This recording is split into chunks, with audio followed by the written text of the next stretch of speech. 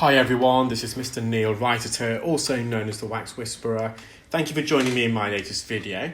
This is of a patient who attended with bilateral, so when we say bilateral, we mean both ears, impacted earwax, not fully occluding however. We can see the superior, the top part of the eardrum, and they've been using a Q-tip. But also they had a lot of dry skin and it was causing a lot of irritation. So in this procedure, we not only do we remove the dry wax plugs, we also peel away a lot of skin. You can see that plug of wax that I removed from the patient's left ear came out pretty straightforward. It was quite deep, however, and now I've attached a fine end suction probe and I'm just going to delicately peel away some of this dead skin. Now, in terms of the patient's hearing, removing the skin is not going to enhance their hearing in any way because the sound can get through to the eardrum, which is now fully visible. But the purpose of removing this was purely because the patient suffers from chronic dry skin in the ear and irritation, and I thought, let's try to remove this for him. We're just going to be really, really careful. If you've been watching my videos, I always compare it, when we're in the inner two-thirds of the ear canal, I compare it to that game Operation where you're tasked to remove parts of the body without touching the sides. Otherwise, I think a buzzer comes on, and I can't remember if you get an electric shock from it, a very mild one. I don't think you did, but I think a buzzer comes on and a light comes on. And whenever we train our clear wax delegates, we always advise the same. You want to just avoid making contact with the bony part of the ear canal, the inner two-thirds, because that is very, very sensitive, and I can't stress that enough.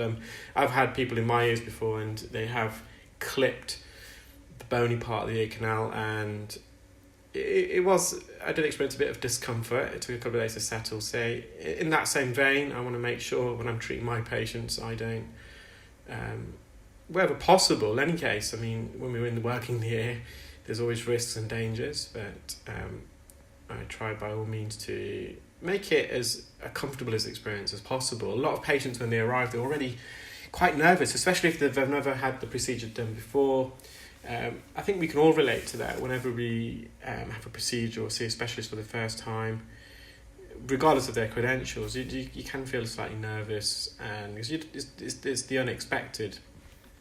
However, this patient is really still for me, and as a result, I was able to remove this. Now, for anyone who's just starting their journey as an earwax removal specialist, I would kind of suggest that not to attempt this initially because it is a bit more skillful, especially when we're this close to the eardrum. You can see we're not far away.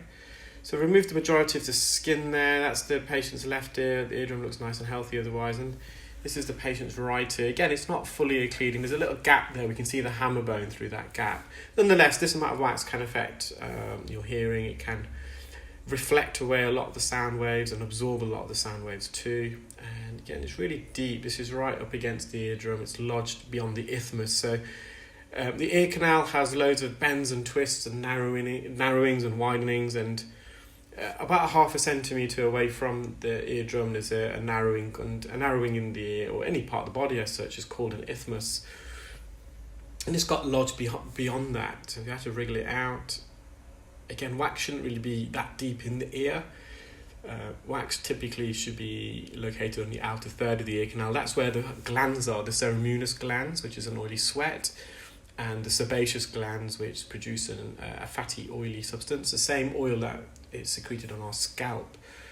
And the combination of that sebum, secreted by the sebaceous glands, and dry skin forms earwax. And if you have the genetic mutation for the oily sweat gland, the ceruminous gland, it's the same glands that we find in our armpits. Well, if you do have that genetic mutation, of course, they all combine and amalgamate, and they're the ingredients for earwax. So typically earwax should be secreted on the outer third, and then it does, because of the texture of it and the consistency, it does spread out evenly, or tries to anyway, to kind of coat the skin that lines the ear canal. So earwax has a purpose. It's actually a healthy secretion. It's only bad for you if there's excessive amounts.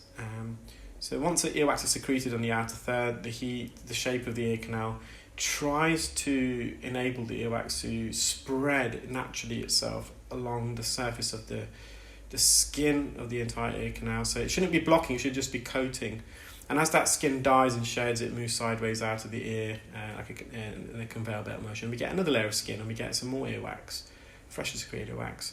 So I've just used a fine ender. You can see I've bent the tip and I was trying to remove that bit of skin there. There's a little bit left right at the top. It's kind of behind the short process of the hammer bone. You can't get in there. That's not going to cause an issue, but I removed everything else. Patient is really, really happy. So not only did we improve their hearing by removing the wax, we also helped them with their dry skin condition and their ear. I wouldn't, when I first started performing clinical ear care, I probably wouldn't have attempted to remove that skin. It's just with experience, you feel more confident doing that for... if there's a clinical need. If there wasn't a clinical need, we'll just leave that. Well, you take care, guys. I hope you're all keeping well and safe, and speak to you all soon. Bye.